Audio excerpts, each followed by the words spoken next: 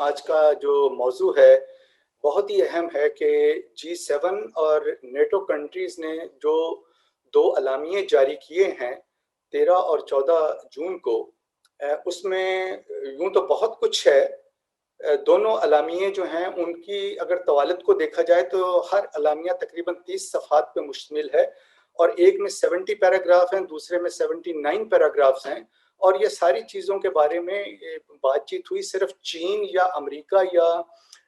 G7 یا NATO countries کی بات نہیں، بلکہ کووڈ سے لے کے جو اس وقت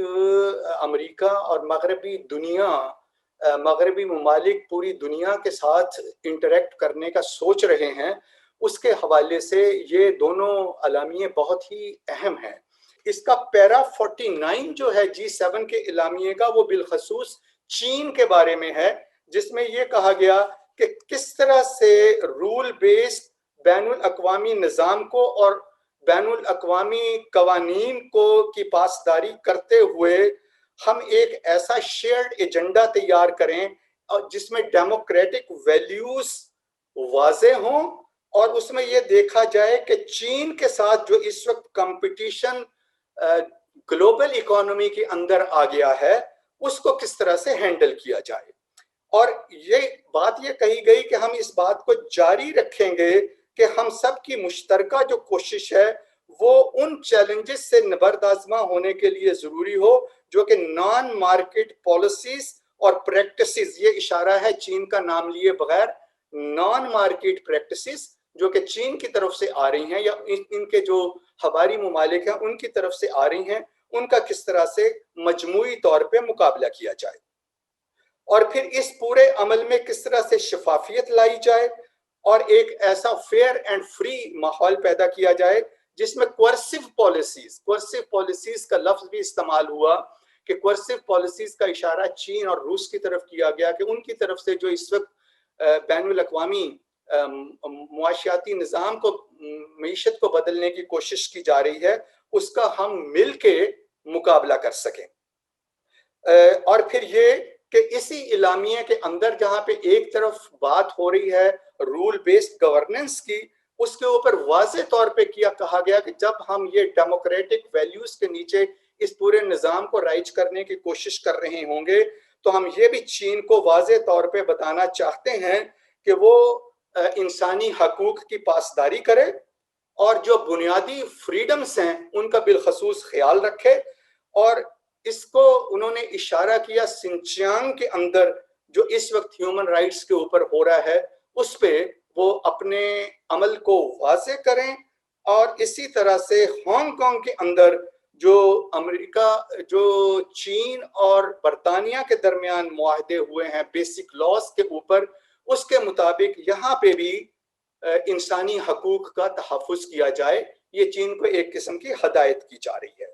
یہ تھا ان کا اعلامیہ جس میں کہ بالخصوص چین کا ذکر ہے۔ اور پھر اگر میں نیٹو نے یہ کہا کہ ہمارا جو اتحاد ہے،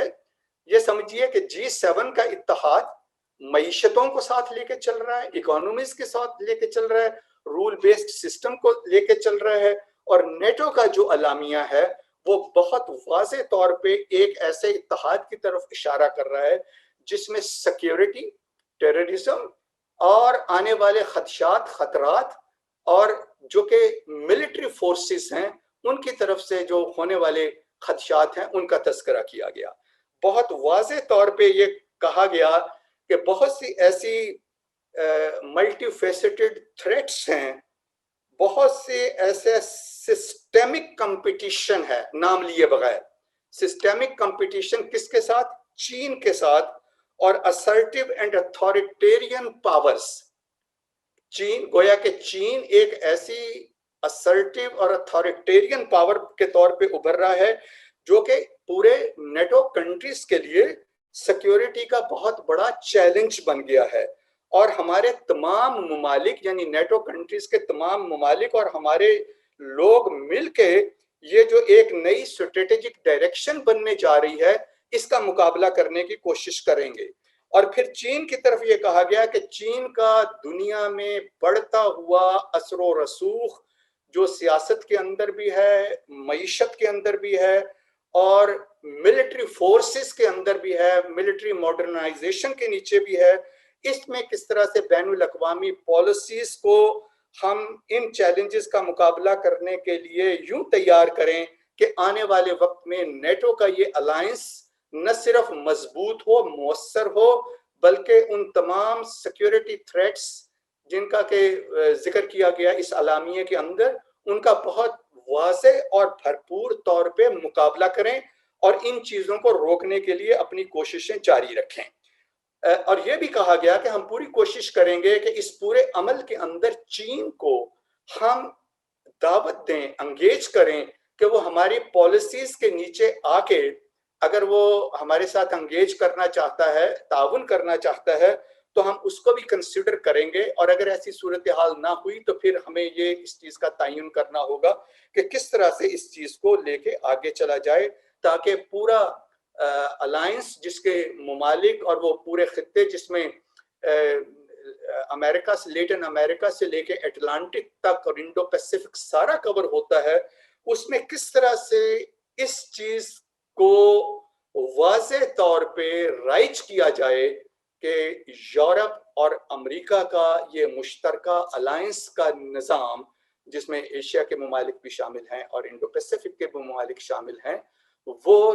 ابھرتے ہوئے چین کی سیاسی، معاشی اور عسکری طاقت کا مقابلہ کر سکیں.